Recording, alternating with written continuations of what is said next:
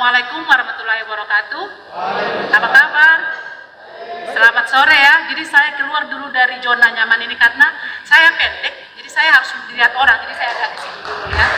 Yang saya hormati DPP Federasi Kami Parho beserta jajarannya semua tanpa menyebut satu persatu. DPC Kami Parho yang datang dari seluruh daerah, PK Kami Parho dan juga anggota yang hadir. Lalu Denka SBC yang dimana ada saya didampingi oleh Pak Sekjen Dedi Hardianto dan juga Pak Surnadi.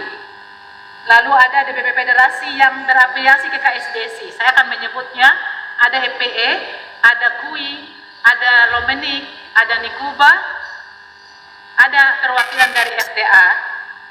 Lalu saya akan memberikan juga penghormatan saya kepada Bapak mewakili Kepala Dinas Tenaga Kerja. Selamat datang kepada semua yang hadir di sini tanpa membedakan dari mana saja Anda datang, karena ada juga dari tim-tim program SBC, ada Mertua Raja, ada Heri Susilo, dan juga teman-teman yang saya sudah cukup kenal dekat dengan PK Bumiyata ya. Jadi kita berinteraksi di media sosial, soalnya saling menyahut di sana.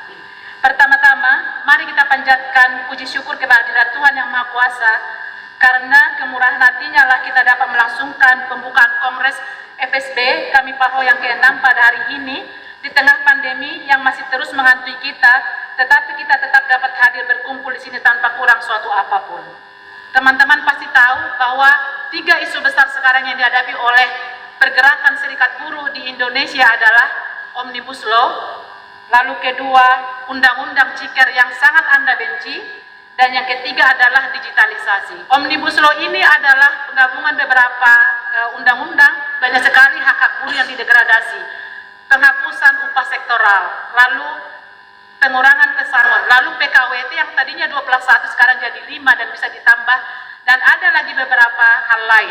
Lalu kenapa saya juga menyoroti digitalisasi? Karena teman-teman yang kerja di gig ekonomi atau online atau platform, mereka itu tidak terlindungi dengan undang-undang, tidak ada regulasi. Banyak sekali sektor yang sudah terdampak sangat berbahaya sekali kepada beberapa sektor yang memang terdampak oleh pandemi ini, terutama seperti sektor yang sedang sekarang ini kita berdiri di sini, Bumiyata, hotel dan pariwisata ya, itu sangat terdampak. Lalu ada sektor penerbangan atau transportasi, sektor bar dan resto di mana teman-teman suka minum kopi atau kafe segala macam, itu juga banyak yang terdampak.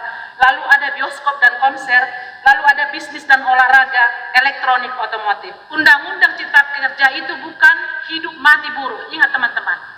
Tidak ada yang bisa menjamin undang-undang itu ada atau tidak ada, hidup kita akan menjadi lebih sempurna atau tabungan kita makin menjadi banyak, tidak. Tapi ada sebuah masa-masa di mana serikat buruh itu harus menyesuaikan diri dengan keadaan yang ada. Kita sudah melakukan apapun yang pantas kita lakukan, tapi tidak ada yang bisa menjamin apakah kita menang atau kalah. Tapi kita mari berdoa. Pertanyaan saya adalah, ketika itu kalah atau menang, apakah serikat buruh serta-merta menjadi lebih besar atau lebih kecil? Saya katakan Undang-Undang Cipta Kerja bukan hidup mati buruh. Apapun yang terjadi sekarang, Anda ditantang untuk bisa menyesuaikan diri dan merubah strategi. Senjata yang akan kita pakai untuk itu adalah dialog sosial. Harus kita lakukan dengan komunikasi, coba mendengar, coba menyampaikan apa yang Anda inginkan. Mungkin tidak akan menang, tapi paling tidak apa yang diinginkan mereka atau apa yang kamu inginkan suatu saat akan bisa kita dapatkan. Jadi mari kita melakukan dialog untuk mengerti bagaimana kalau kamu berdiri di posisi mereka dan bagaimana kalau pengusaha atau pemerintah itu juga berdiri di posisi kita. Bahwa sejak pandemi terjadi dari 2020 sampai saat ini, pekerja atau makhluk yang paling menderita adalah perempuan. Yang terakhir adalah kita akan membantu juga stakeholder yang lain mempersiapkan lapangan kerja. Saya tidak tahu apa strategi serikat buruh untuk mempersiapkan lapangan pekerjaan, dan juga bagaimana kita melihat anak-anak muda dihubungkan dengan perubahan iklim yang saat ini. Ada saya kutip satu di sini, pernyataan Luigi Ignacio.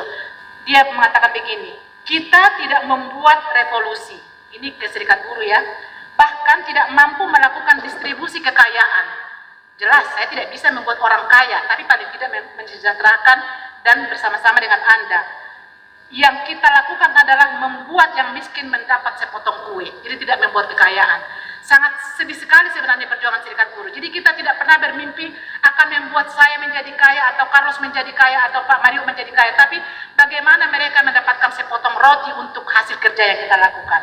Dan saya akan berpesan, tolonglah kalian memilih para pemimpin yang memang kalian pikirkan bahwa mereka-mereka ini dapat membangun atau membuat kami Parho lebih kuat, lebih bisa melakukan strategi yang lain, dan juga lebih mengedepankan perjuangan buruh daripada ego untuk merebut posisi. Selamat berkongres dan selamat memilih pemimpin dan jajarannya serta dapat merancang program dan strategi untuk 4 tahun ke depan.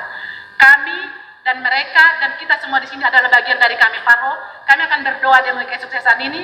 Semoga sukses dan sampai bertemu di kemudian hari. Hidup kami Parho! Kami Parho! Cerdas, berani, bermartabat. Hidup KSPSI!